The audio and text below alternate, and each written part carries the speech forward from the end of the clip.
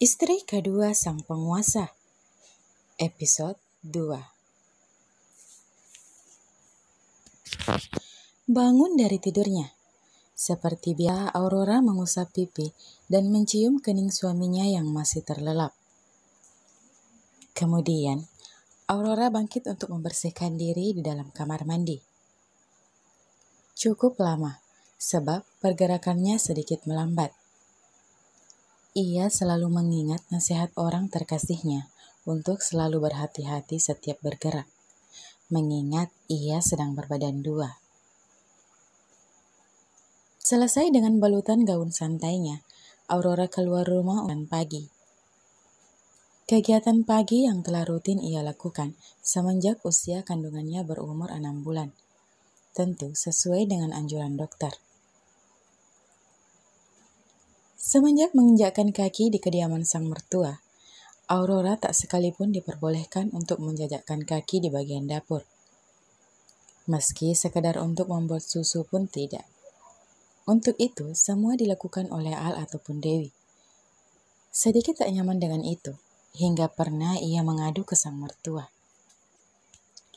"Mi, maaf sebelumnya. Bukannya Aura nggak menghargai ketulusan Mami. Hanya saja, Aura tidak terbiasa dimanjakan seperti ini. Jujur saja, Aura merasa tidak enak, Mi. Aura hanya menantu di sini. Tidak seharusnya Mami melayani Aura seperti ini. Aura sudah terbiasa melakukannya semuanya sendiri, Mi." Melakukan aksi protes saat ibu mertuanya baru saja membuatkannya susu. Dewi tersenyum lembut, mengusap pipi menantunya dengan mata yang sudah berkaca-kaca. Sedikit banyaknya Dewi tahu bagaimana kehidupan wanita yang dinikahi putranya secara diam-diam ini.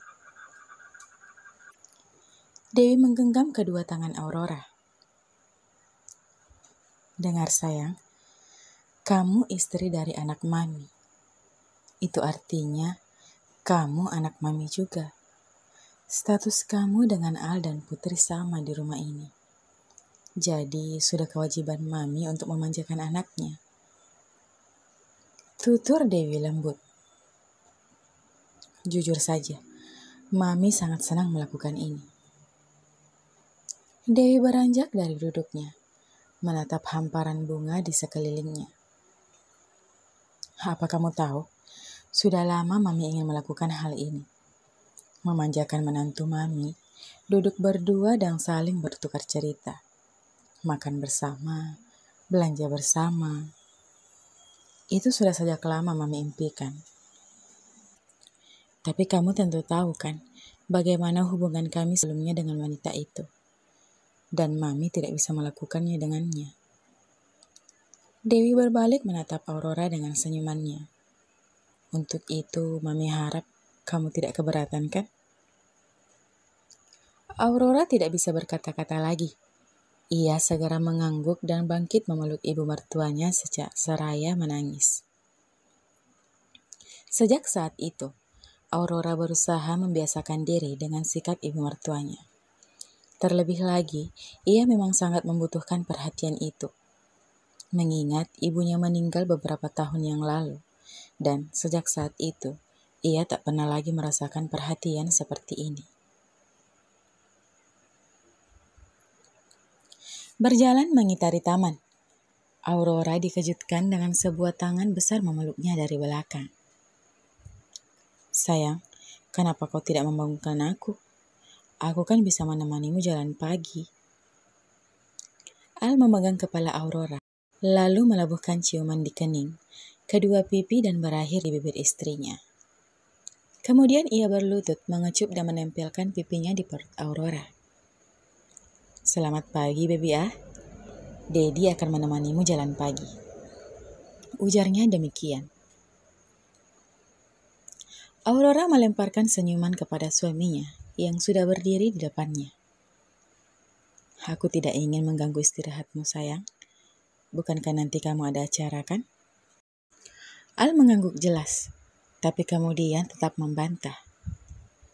"Tapi tetap saja, harus ada yang menemanimu jalan pagi. Kamu tidak boleh berjalan sendiri, ujarnya tegas. Aurora hanya mengangguk pasrah, tak melawan, karena suaminya ini tak akan mengalah jika sudah menyangkut keselamatan dirinya. Aurora kemudian merangkul lengan Al. Baiklah kalau begitu, mari kita jalan, Dedi. Pintanya manja, menarik lengan Al agar kembali berjalan. Aku sangat suka dengan panggilan itu, sayang. Aku akan memanggilmu seperti itu jika baby A sudah lahir nanti. Janji ya? Iya, Dedi A. Oke, Mami A. Sekarang kita olahraga pagi dulu. Biar Mami A dan baby A tetap sehat. Al merangkul istrinya, kemudian mencium pucuk kepala Aurora dengan sangat lembut. Keduanya berjalan mengitari taman, seraya saling bertukar cerita, disertai dengan tawa. Al selalu terbuka dengan Aurora, entah itu mengenai pekerjaannya ataupun tentang sahabat dan keluarganya. Begitupun sebaliknya. Bagaimana penampilanku? Tanya Al kepada Jason. Dengan gagahnya, ia berdiri di depan cermin, mengenakan jas serta dasi dan juga tatanan rambutnya. Anda terlihat sempurna seperti biasanya, Tuan. Tentu saja. Tanpa kamu bilang, aku juga sudah tahu. Ujarnya dengan begitu narsis. Kalau begitu, kenapa Anda bertanya, Tuan? Batin Jason. Saat ini keduanya tengah berada di kamar Presiden Suite milik Al, di hotel terbaru yang akan segera diresmikan beberapa menit lagi. Mana HP-ku? Duduk di sofa menerima HP dari Jason. Menunggu panggilan diangkat. Halo sayang. Terdengar suara dari sana dan sedikit berisik. Kamu lagi apa sayang? Aku sudah di depan TV sayang. Baiklah, sebentar lagi acaranya akan dimulai. Tonton sampai selesai ya. Aurora menyanggupi permintaan itu di seberang telepon, lalu mengakhiri panggilan tersebut. Al memberikan kembali HP itu kepada Jason, lalu bangkit. Kita ke aula sekarang. Kenapa kakak ipar? Kenapa Kak Al menelpon? Tanya Putri yang duduk bersandar di sofa, memangku bantalan sofa. Entahlah, dia memperingatkanku untuk menonton acaranya nanti sampai akhir.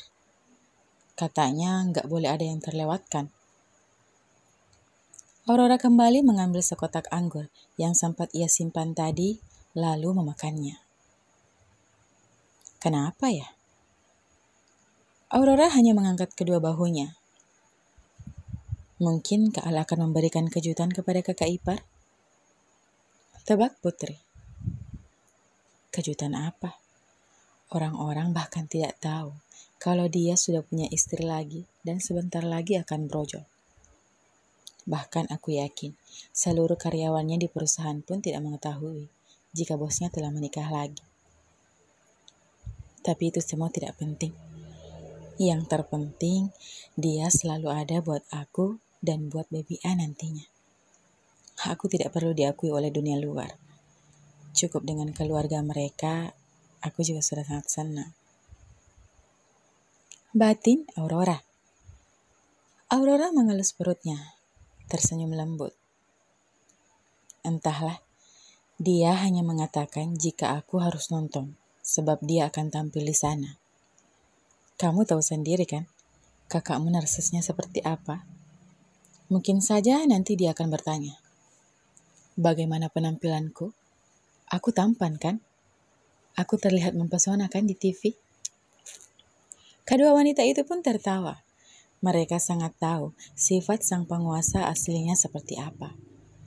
Bukan seperti yang orang-orang tahu di luar sana.